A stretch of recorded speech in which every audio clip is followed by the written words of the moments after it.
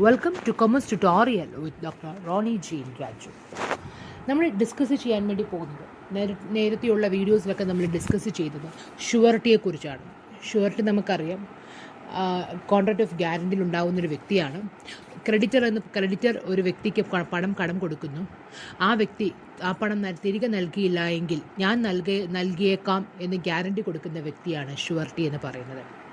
Surety റൈറ്റിനെ സംബന്ധിച്ചിടത്തോളം surety has a right against creditor, he has a right against debtor and he has a right against co sureties. അയാൾക്ക് ക്രെഡിറ്ററിനെതിരെയുള്ള റൈറ്റുകളുണ്ട്, ഡെപ്റ്ററിനെതിരെയുള്ള റൈറ്റുകളുണ്ട്, അതുപോലെ തന്നെ കോ ഷുവർട്ടികളിലും റൈറ്റുകളുണ്ട്. The first we will discuss about what are the right of surety against the creditor. ക്രെഡിറ്ററിനെതിരെ ഇയാൾക്ക് എന്തൊക്കെ റൈറ്റുകളാണ് ഉള്ളത്?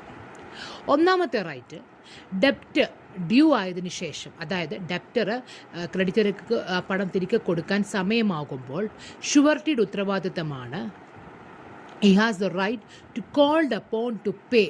That means he has the right to recover the creditor to sue the debtor.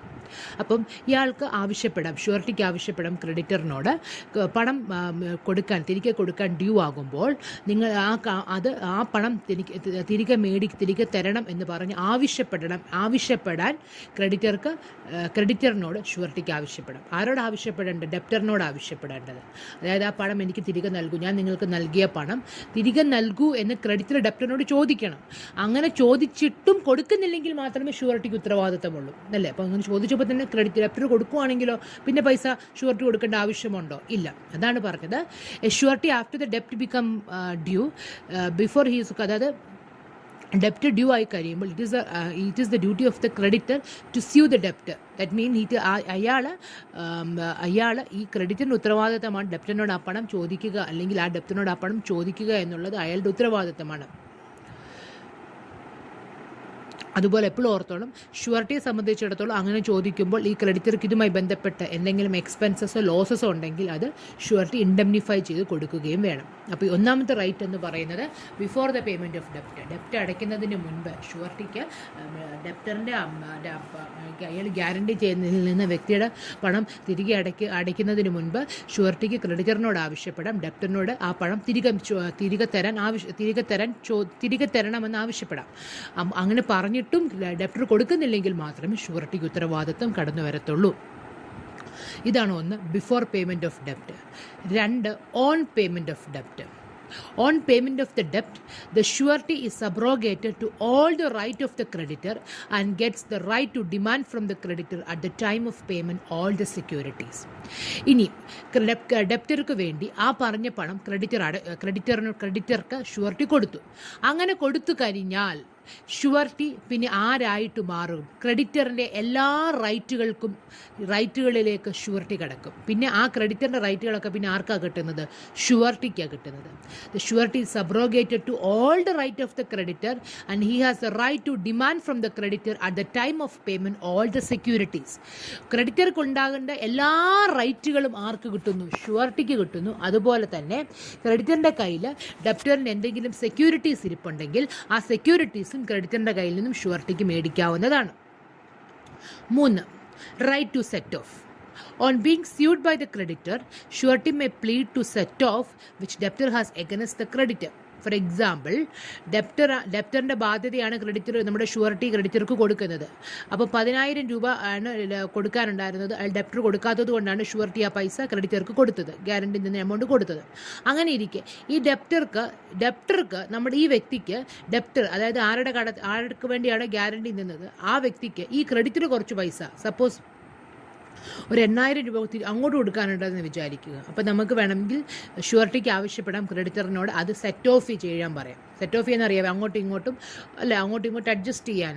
അപ്പോൾ അങ്ങോട്ട് 10,000 കൊടുക്കാനുണ്ട്, ഡെപ്റ്റർ അങ്ങോട്ട് 10,000 കൊടുക്കാനുമുണ്ട്, പക്ഷേ അതേ വ്യക്തിയുടെ കയ്യിൽ 8,000 ഇങ്ങോട്ട് കിട്ടാനുമുണ്ട്. അപ്പം വേണമെങ്കിൽ എന്താവശ്യപ്പെടാം? ഷുവർട്ടിക്ക് ആവശ്യപ്പെടാം, ഞാൻ ബാക്കി അഡ്ജസ്റ്റ് ചെയ്തിട്ട് ബാക്കി 2,000 കൊടുത്താൽ മതിയല്ലോ. അതാ പറഞ്ഞ് റൈറ്റ് ടു സെറ്റ് ഓഫ്. ഇതാണ് റൈറ്റ് അഗൻസ്റ്റ് ക്രെഡിറ്റർ. ഒന്നാമത്തേത്, ഡെപ്റ്റ് ഡ്യൂ ആവുന്നതിന് മുൻപ്, ഡെപ്റ്റ് ഡ്യൂ ആവുന്ന സമയത്ത് ക്രെഡിറ്ററിനോട് ആവശ്യപ്പെടാം, ഡെപ്റ്ററിനോട് ഈ പണം ചോദിച്ചിട്ടും കൊടുക്കുന്നില്ലെങ്കിൽ മാത്രമേ ഷുവർട്ടി കൊടുത്താൽ മതി. ഇനി ഡെപ്റ്റ് കൊടുക്കുന്ന സമയത്ത് ഷുവർട്ടിക്ക് ആരുടെ റൈറ്റുകളിലേക്ക് ഷുവർട്ടി പ്രവേശിക്കുകയാണ്? ക്രെഡിറ്റർക്ക് ഉണ്ടാകുന്ന എല്ലാ റൈറ്റുകളും ഷുവർട്ടിക്കും കിട്ടും. അതുപോലെ തന്നെ മൂന്നാമത്തെയാണ് റൈറ്റ് ടു സെറ്റ് ഓഫ് ചെയ്യാനുള്ള റൈറ്റ് ഉണ്ട്. ഇതാണ് റൈറ്റ് അഗൈൻസ്റ്റ് ക്രെഡിറ്റർ.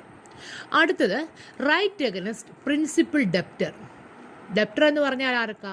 ഷുവർട്ടി ആർക്ക് വേണ്ടിയാണോ ഗ്യാരണ്ടി നിൽക്കുന്നത്. ഒന്നാമത്തെ right to be relieved from liability. Before making any payment under the guarantee, the surety can compel the debtor to relieve him from liability by paying off the debt.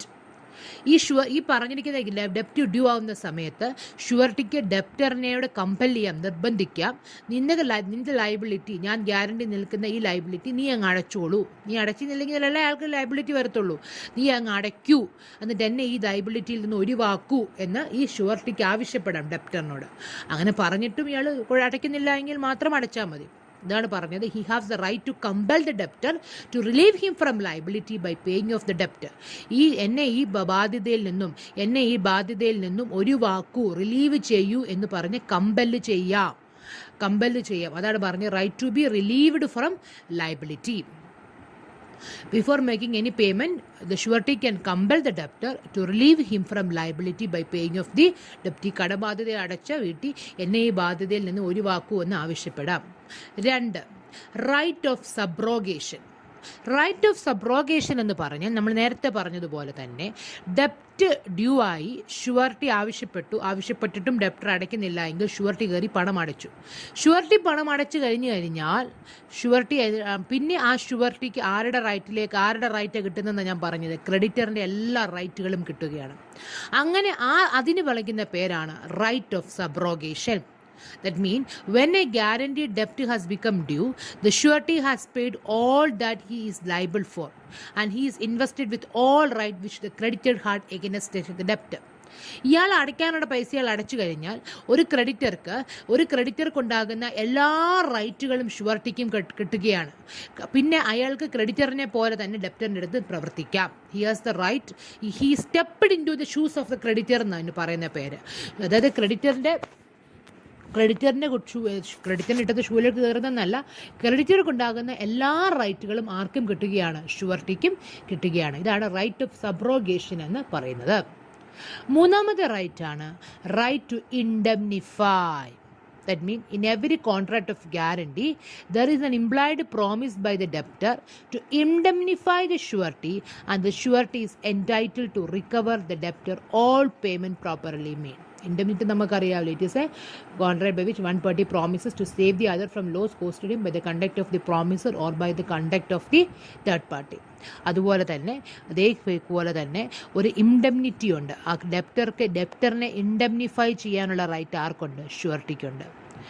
Indemnify, that means there is an implied promise by the debtor to indemnify the surety, and the surety is entitled to recover the debtor all payment properly made. Right of indemnity ചെയ്ത് കിട്ടാനുള്ള right ഷുവർട്ടിക്ക്.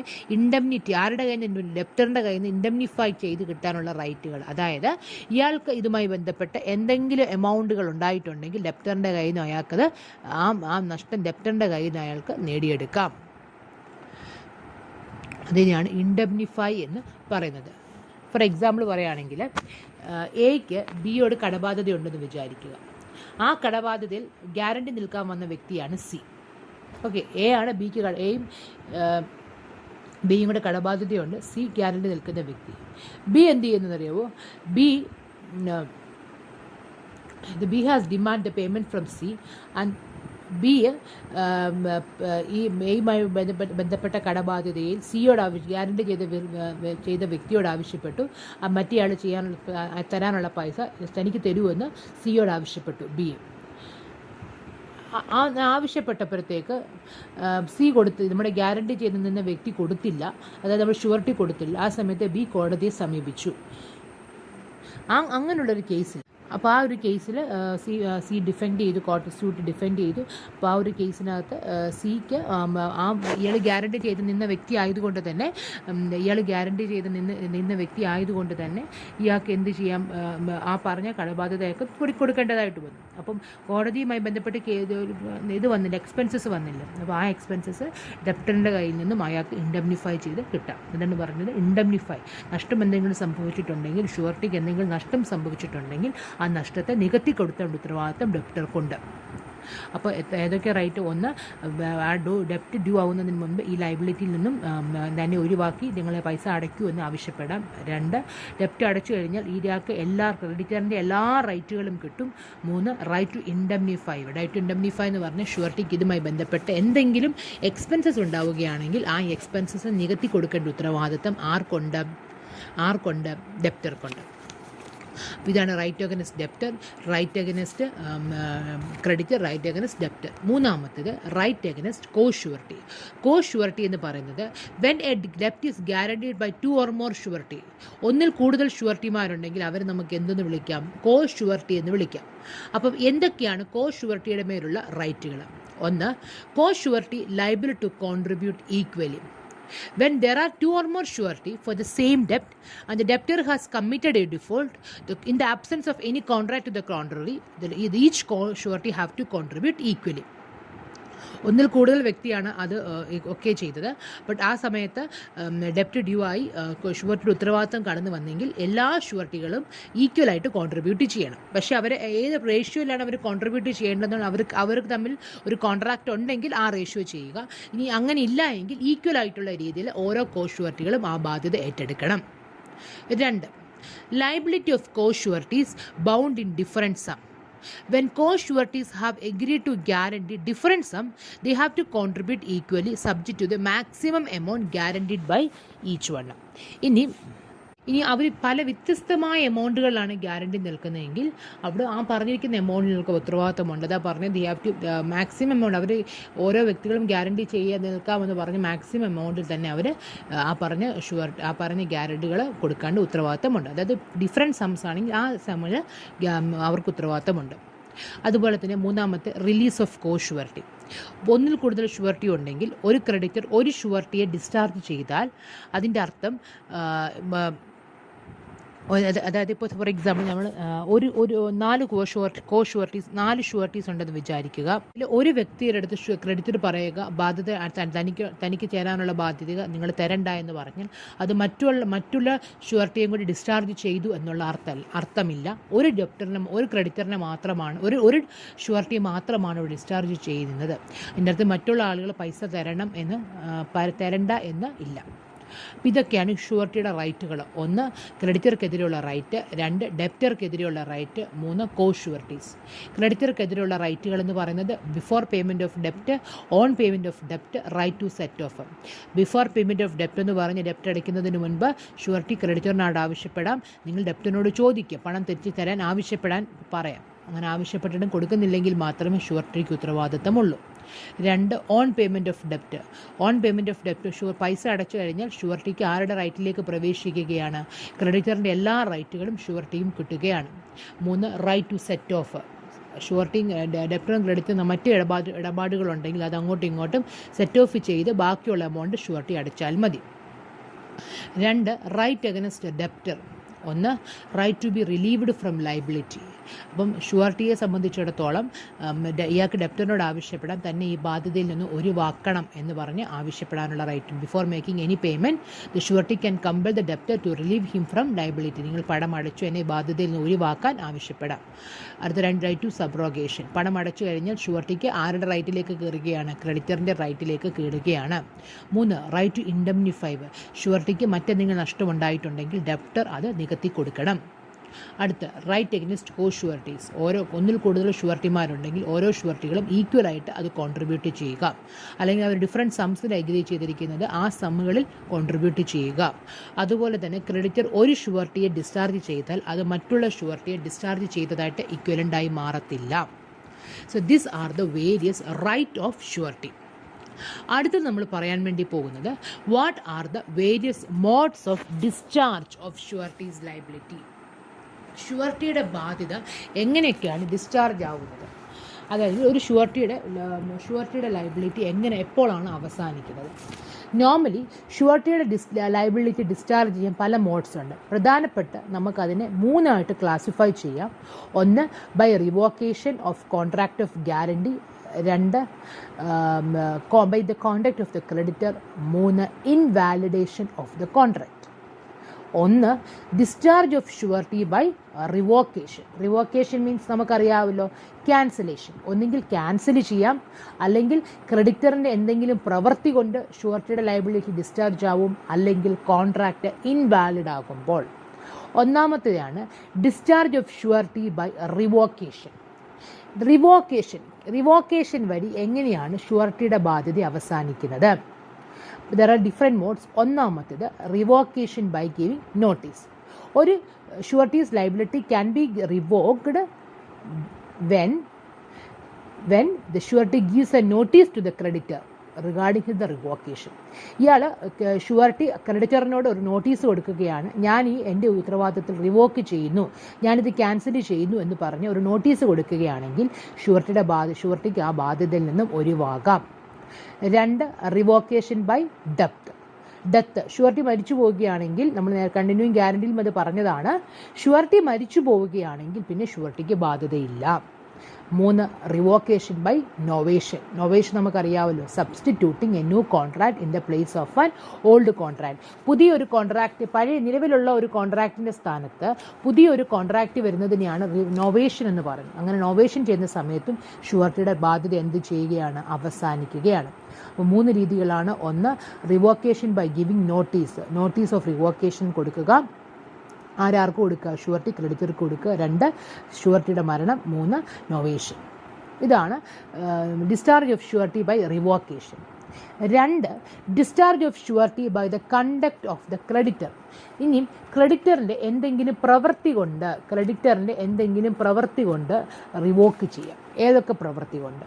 ഒന്ന് variations in the terms and condition. അതായത് ഷുവർട്ടിയോട് ചോദിക്കാതെ ഡെപ്റ്ററും ക്രെഡിറ്ററും കൂടെ കോൺട്രാക്റ്റിൻ്റെ terms and കണ്ടീഷൻസിൽ മാറ്റങ്ങൾ വരുത്തുകയാണെങ്കിൽ ഷുവർട്ടിയുടെ ലയബിലിറ്റിയിൽ നിന്നും ഷുവർട്ടിക്ക് discharge ആക്കി മാറ്റാം. ആരോട് ചോദിക്കാതെ? ഷുവർട്ടിയുടെ അനുവാദമില്ലാതെ, ഷുവർട്ടിയുടെ കൺസെൻറ്റ് ഇല്ലാതെ ഡെപ്റ്ററും ക്രെഡിറ്ററും തമ്മിലുള്ള കോൺട്രാക്റ്റുകളുടെ ടേംസ് ആൻഡ് കണ്ടീഷൻസിൽ മാറ്റങ്ങൾ വരുത്തുകയാണെങ്കിൽ ഷുവർട്ടിക്ക് അയാളുടെ ബാധ്യതയിൽ നിന്നും ഷുവർട്ടിക്ക് എന്ത് ചെയ്യാൻ പറ്റും? ഒഴിവാക്കാൻ സാധിക്കും. ഇതാണ് വരുന്നത് variations in the terms of the contract. 2 by release of principal debtor പണം കൊടുത്തില്ലെങ്കിലാണ് ഷുവർട്ടിക്ക് കൊടുക്കേണ്ടതായിട്ട് വരുന്നത്. ഇനി ഡെപ്റ്റർ അങ്ങ് കൊടുത്താലോ? ഡെപ്റ്റർ തനിക്ക് കൊടുക്കാനുള്ള ബാധ്യത ക്രെഡിറ്റർക്ക് കൊടുത്താൽ പിന്നെ ഷുവർട്ടിക്ക് ഉത്തരവാദിത്തമുണ്ടോ? ഇല്ല. അതാണ് പറഞ്ഞത് by release of principal debtor. 3 composition with the debtor. If the creditor, without the consent of the surety, make an arrangement with the debtor or for composition or promise to him for giving time or not to sue him, the surety will be discharged. അതായത് എത്ര ഉള്ളൂ, ഇവർ തമ്മിലൊരു informal എഗ്രിമെൻറ്റുകളിലേക്ക് വരിക. Condition terms and conditions ഒന്നുമില്ല. Surety അറിയാതെ ക്രെഡിറ്ററും ഡെപ്റ്ററും കൂടെ തമ്മിൽ ഇൻഫോർമൽ എഗ്രിമെൻറ്റിലേക്ക് വന്ന്, അല്ലെങ്കിൽ സമയം നീട്ടി കൊടുക്കാനോ അയാൾക്കെതിരെ കേസ് കൊടുക്കലും ഇവരൊന്നും ഒത്തുകൊണ്ട് ഷുവർട്ടിയെ പറ്റിക്കാനുള്ള നീക്കങ്ങളാണ് എന്ന് ഷുവർട്ടിക്ക് തോന്നുകയാണെങ്കിൽ ആർക്കാകും? ഷുവർട്ടിക്ക് ആ ലയബിലിറ്റിയിൽ നിന്നും ഡിസ്ചാർജ് ചെയ്ത. നെക്സ്റ്റ് വൺ, ക്രെഡിറ്ററിന് എന്തെങ്കിലും പ്രവൃത്തിയുണ്ട്. എനി ആക്ട് ഓഫ് ദ അതായത് ഷുവർട്ടിക്കെതിരെ എന്തെങ്കിലും കാര്യങ്ങൾ ക്രെഡിറ്റർ പ്രവർത്തിക്കുകയാണെങ്കിൽ ആ സമയത്ത് ഷുവർട്ടിക്ക് ആ ലയബിലിറ്റിയിൽ നിന്നും അയാൾക്ക് ഡിസ്ചാർജ് ചെയ്ത് പോകാം. And 1 loss of securities. ക്രെഡിറ്ററിൻ്റെ കയ്യിൽ കുറച്ച് സെക്യൂരിറ്റീസ് ഉണ്ട്, അത് ക്രെഡിറ്ററിൻ്റെ കയ്യിൽ നിന്ന് നഷ്ടപ്പെട്ട് കഴിഞ്ഞാൽ or if the creditor loses or parts of the security belonging to the debtor without the consent of the surety. ഇപ്പോൾ ക്രെഡിറ്ററിൻ്റെ കയ്യിലുള്ള സെക്യൂരിറ്റീസ് നഷ്ടപ്പെട്ടു പോവുകയാണ്, ഡെപ്റ്റർക്കെതിരെയുള്ള സെക്യൂരിറ്റീസ് നഷ്ടപ്പെട്ടു പോവുകയാണ്. ആ സെക്യൂരിറ്റീസ് ഡെപ്റ്ററിനെ തിരികെ മടക്കി ഏൽപ്പിക്കുക എന്ന് വിചാരിക്കുക, ഷുവർട്ടിയുടെ സമ്മതമില്ലാതെ. ആ ഒരു കേസിലും ഷുവർട്ടിക്ക് ലയബിലിറ്റി ഡിസ്ചാർജ് ചെയ്യാൻ സാധിക്കും. ഏതൊക്കെ പോയിന്റുകളാണ് പറഞ്ഞത്? ഒന്നെങ്കിൽ കോൺട്രാക്റ്റിൻ്റെ ടേംസ് ആൻഡ് കണ്ടീഷൻ മാറ്റം വരുത്തുക ഷുവർട്ടിയോട് പറയാതെ. 2 ഡെപ്റ്ററും ക്രെഡിറ്ററും തമ്മിലുള്ള പേയ്മെൻറ്റ് അടച്ചു തീർക്കുകയാണ്. 3 ഡെപ്റ്ററും ക്രെഡിറ്ററും തമ്മിൽ ഇൻഫോർമൽ എഗ്രിമെൻറ്റ് വന്ന് അവർ തമ്മിലങ്ങ് ഒത്തുകൂടി ഷുവർട്ടിയെ കബളിപ്പിക്കാൻ തുടങ്ങും എന്ന് ഷുവർട്ടിക്ക് തോന്നുകയാണെങ്കിൽ അയാൾക്ക് മാറാം. അല്ലെങ്കിൽ ക്രെഡിറ്ററിൻ്റെ മറ്റെന്തെങ്കിലും പ്രവൃത്തിക്ക് ഷുവർട്ടിക്കെതിരെ നടത്തുകയാണെങ്കിലും ആ സമയത്ത് ലയബിലിറ്റി ഡിസ്ചാർജ് ആകും. അതുപോലെ തന്നെ ക്രെഡിറ്ററിൻ്റെ കയ്യിലുള്ള സെക്യൂരിറ്റീസ് നഷ്ടപ്പെട്ടു പോവുകയോ അതോ ക്രെഡിറ്റർ അത്തരം സെക്യൂരിറ്റീസ് ഡെപ്റ്ററിനെ ഏൽപ്പിക്കുകയോ ചെയ്താലും ഷുവർട്ടിക്ക് അത്തരം ബാധ്യതയിൽ നിന്നും ഒഴിവായി കിട്ടും. 3. Discharge of surety by invalidation of contract. Contract ഇൻവാലിഡായി മാറുകയാണ്. എങ്ങനെയൊക്കെയാണ് കോൺട്രാക്റ്റ് ഇൻവാലിഡായി മാറുക? 1. ഷുവർട്ടി ഒബ്റ്റെയിൻ ചെയ്തിരിക്കുന്ന ഗ്യാരണ്ടി മിസ് റെപ്രസെൻറ്റേഷനിലൂടെ ആണെന്ന് വിചാരിക്കുക. അല്ലെങ്കിൽ അല്ലെങ്കിൽ ഷുവർട്ടിയുടെ ഗ്യാരണ്ടി ഷുവർട്ടി ഗ്യാരണ്ടി ഷുവർട്ടി അതായത് മിസ് റെപ്രസെൻറ്റേഷനിൽ കൂടിയാണ് ഷുവർട്ടിയെ കൊണ്ട് അയാൾ ഗ്യാരണ്ടി ചെയ്യാനുള്ള സമ്മതം മേടിപ്പിച്ചത്. അല്ലെങ്കിൽ എന്തെങ്കിലും കാര്യങ്ങൾ മറച്ചു വെച്ചുകൊണ്ടാണ് ഗ്യാരണ്ടി ഒബ്റ്റെയിൻഡ് ബൈ കൺസീൽമെൻറ്റ്. ഷുവർട്ടിയുടെ ഷുവർട്ടിയിൽ നിന്നും എന്തോ ഒരു കാര്യം മറച്ചു വെച്ചിട്ടാണ് ഷുവർട്ടിയുടെ ഗ്യാരണ്ടി ഇവർ ഒബ്റ്റെയിൻ ചെയ്യുന്നത്. അല്ലെങ്കിൽ കൺസിഡറേഷൻ ഇല്ലാതെ വരിക, അല്ലെങ്കിൽ കോൺട്രാക്റ്റിൻ്റെ മറ്റെന്തെങ്കിലും എസെൻഷ്യൽ എലമെൻറ്റുകൾ ഫുൾഫിൽ ചെയ്യാതെ വരിക. ഇത്തരം കേസുകളിൽ കോൺട്രാക്റ്റ് ഇൻവാലിഡായി മാറുന്നു. അങ്ങനെയൊക്കെയെങ്കിൽ കോൺട്രാക്റ്റിൽ നിന്നും ഷുവർട്ടി ഡിസ്ചാർജ് ആയിട്ട് പോവുകയാണ്. These are the various modes of discharge of surety's liability.